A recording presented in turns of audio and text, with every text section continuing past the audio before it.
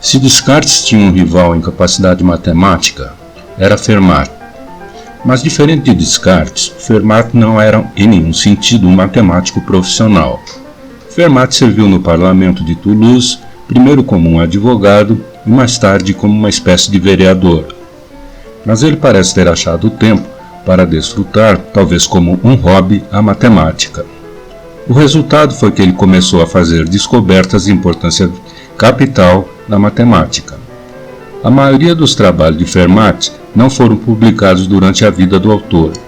Portanto, a geometria analítica foi considerada como a invenção única de Descartes. Hoje, está claro que Fermat tinha descoberto essencialmente o mesmo método antes do aparecimento da geometria de Descartes. É uma pena que Fermat não tenha publicado quase nada durante sua vida, pois sua exposição foi muito mais sistemática e didática do que a de Descartes.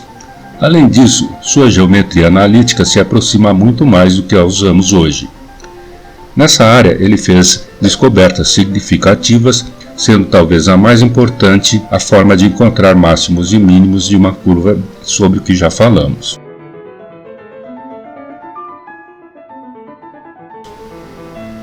O último teorema de Fermat.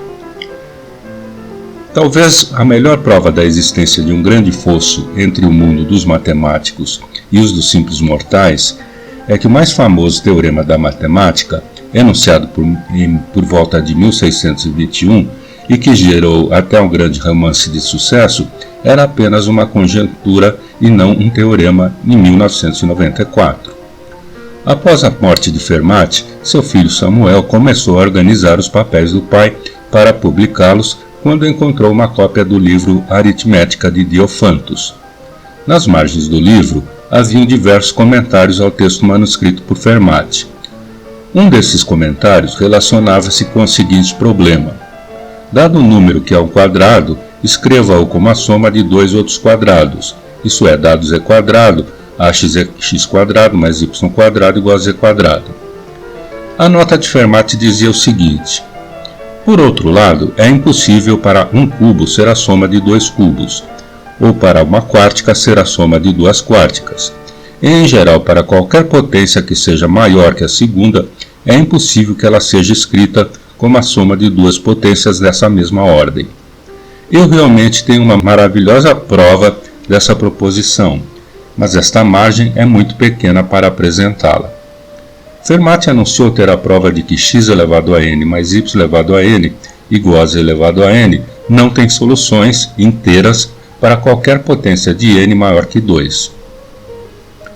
Assim começou a saga de mais de 3 séculos em que um contável número de matemáticos, profissionais e amadores tentaram descobrir a prova para a conjectura, cujo enunciado sigelo qualquer estudante do segundo grau pode entender. Hoje se acredita que Fermat provavelmente tinha uma prova errada e, percebendo isso, não publicou o teorema.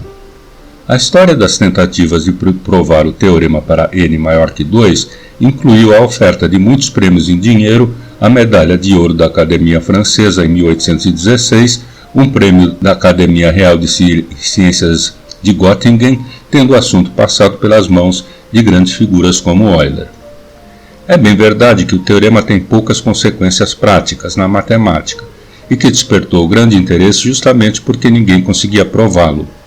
Por outro lado, tantas tentativas para resolvê-lo acabaram contribuindo para o desenvolvimento de novas técnicas e ferramentas para a matemática. Por isso, Fermat é considerado como o criador da teoria dos números. O problema na aritmética de Diofantus, que iniciou tudo, está relacionado com o teorema de Pitágoras. Por exemplo, sejam x, y e z lados de um triângulo. Se tomarmos x igual a 3, y igual a 4 e z igual a 5, teremos um triângulo retângulo bem conhecido, no qual 3 ao quadrado mais 4 ao quadrado igual a 5 ao quadrado. Mas será esse o único triângulo retângulo, x ao quadrado mais y ao quadrado igual a z quadrado? Claramente não, porque primeiramente a expressão será válida se multiplicarmos ambos os lados desta equação por uma constante, por exemplo esta aqui. Além destas, existem outras soluções chamadas de primitivas, que não são formadas pela multiplicação de uma constante como acima. Por exemplo, 5 ao quadrado mais 12 ao quadrado igual a 13 ao quadrado, ou 8 ao quadrado mais 15 ao quadrado igual a 17 ao quadrado. De fato, existem infinitas soluções primitivas geradas pelas equações x igual a 2s vezes t, y igual a s quadrado menos t quadrado e z igual a s quadrado mais t quadrado, em que s e t são números naturais, tais que s maior que t, e s e t não têm fator comum, e se s é par, então t é ímpar e vice-versa. Para n igual a 4, o próprio Fermat tinha uma solução, o que sugere que talvez ele realmente tenha achado um erro na sua solução para qualquer n.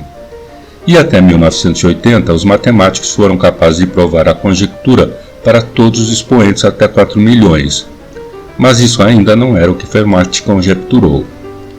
Acompanhar passo a passo a prova desse teorema é tarefa para poucos matemáticos, mesmo nos dias de hoje. Na parte 3 desse curso, eu vou falar mais sobre a matemática usada nesse teorema, pois ele é intrinsecamente ligado à topologia, que é uma das seções dessa parte.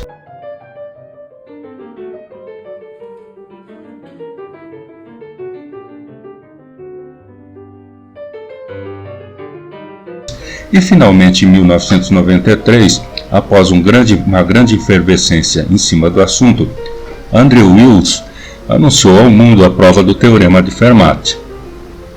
Infelizmente não seria ainda dessa vez.